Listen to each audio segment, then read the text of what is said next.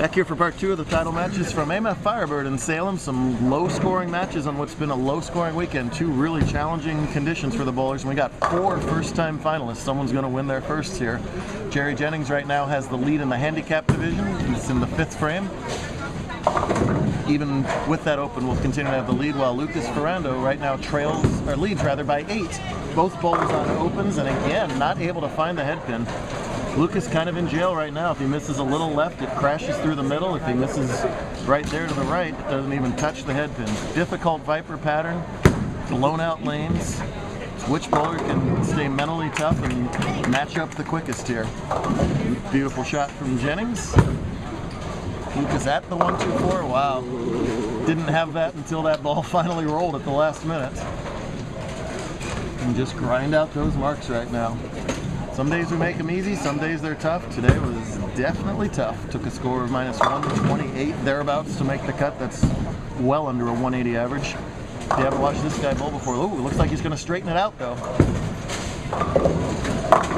You don't have a low scoring match. Didn't get the result he wanted, but that was a heck of a move from him. He moved about 20 boards right, went to a ball that hooks less, changed his release. He was in front of the ball return before. That maximum power gain. Heck of a move, but a tough spare to shoot at, and it's going on that pretty little gray board that don't hook. Am I missing this? Oh my goodness. 86 through 7 for Holden right now, and he's still hardly out of the match. Only trails by 22. Up lightning quick though. There you go. Nope. I don't think slick outside. I don't think he's given himself enough of a chance in this match by bowling this fast. I know some bowlers bowl faster than others, but you've got to, especially when you're struggling, give your body and mind a chance to reset, and that's just not happening right now. He's all over the place on the lane, and that ball's not going to get there either, and the wheels can just come off so quickly, and right now he's just handing it to Ferrando.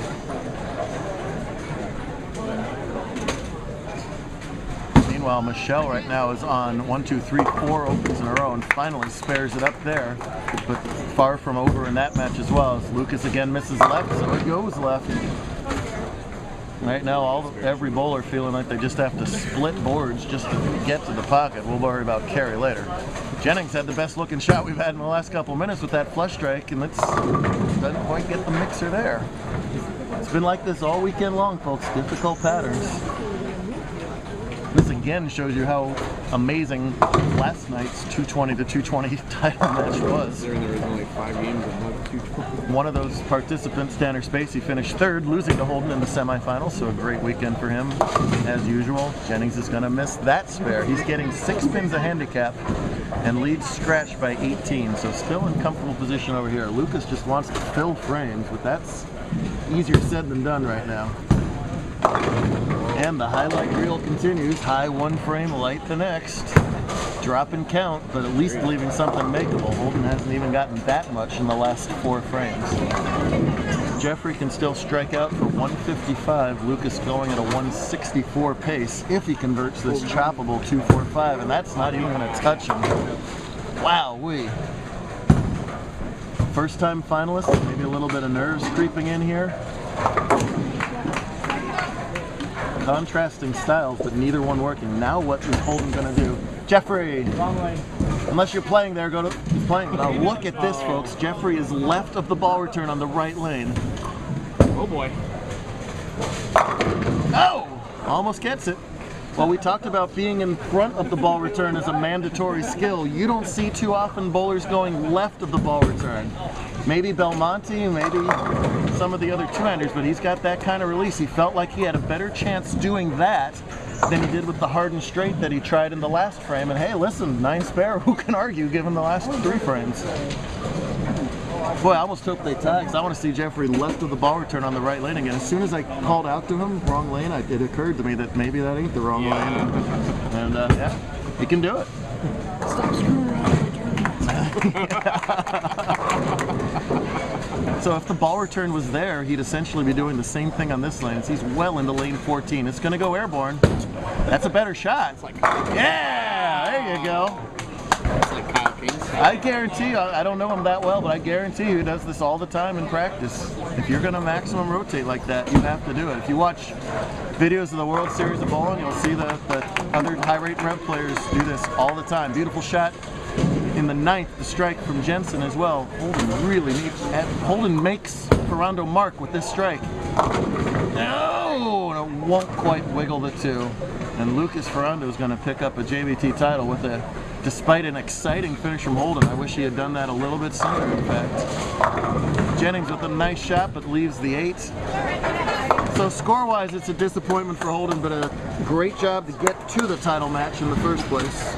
Yeah, he would have forced him to mark. Yeah, if he had... Year 123 would have competed. They would have lost. Yeah, for Ferrando, it's the opposite situation.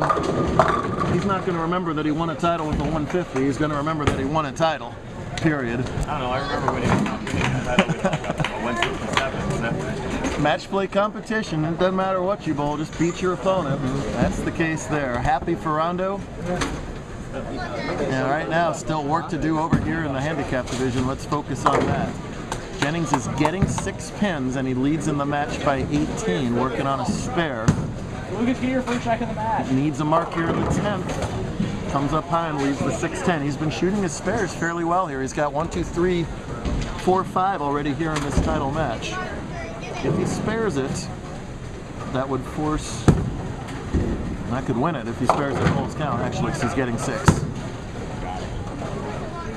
Right on it. What a great spare in the 10th from a young man who's not been in this position before. He's getting 6 pins, so 174 with the strike. 8 will lock up a tie. 9 and 10 locks up a win. Anything less, Michelle can take it away in the 10th. Look out. No, and it's only 7, so we still got a situation. Jennings finishes out with 212. Michelle Jensen steps up in the 10th frame, needing all 3 strikes to win. 29 pins in the 10th is a tie. And let me tell you, I don't know if Walter Ray Williams walked in right now, he could get 2 strikes and 9 right now. The lanes are brutal, but it's every bowler's wish to have a chance to win in the 10th. Here's Jensen's.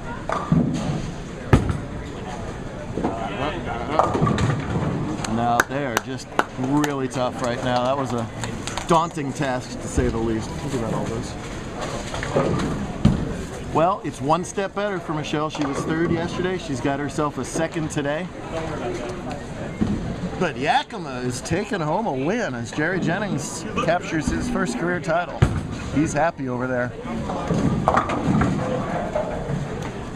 Great job out of all of our finalists. That's tough stuff out there right now. We'll hand out the awards and do it all again in Pahrump, Nevada next week.